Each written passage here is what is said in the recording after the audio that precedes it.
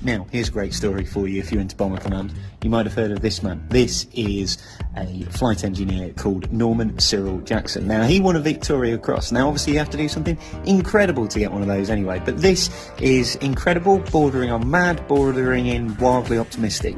So, his aircraft gets hit and bullets rip through the side of it. He gets wounded in his leg, so he's having a bad day, but it gets slightly worse because the aircraft's caught fire. Now, it's caught fire on the starboard inner engine, and they've still got a full bomb load on board as well. Now, of course, where the engines are on a Lancaster is where most of the fuel is kept as well. So he's got a fire near where most of the fuel is in an engine, and he's still got a full bomb load on board, and he's been wounded. So he comes up with a fantastic idea, and it's very simple. His job as an engineer is to keep the aircraft in the air and keep it going.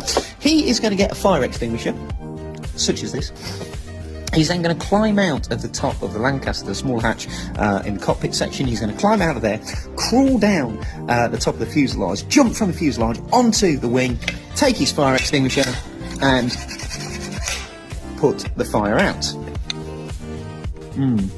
Optimistic, I feel.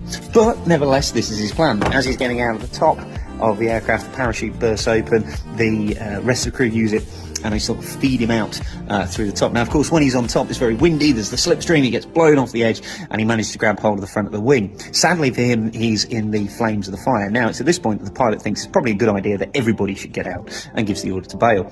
Norman is swept eventually over the top of the wing and out into the night. The fire extinguisher has long since disappeared, fallen out and descended towards the ground.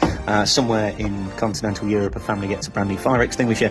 But for Norman, though, obviously his problems aren't over.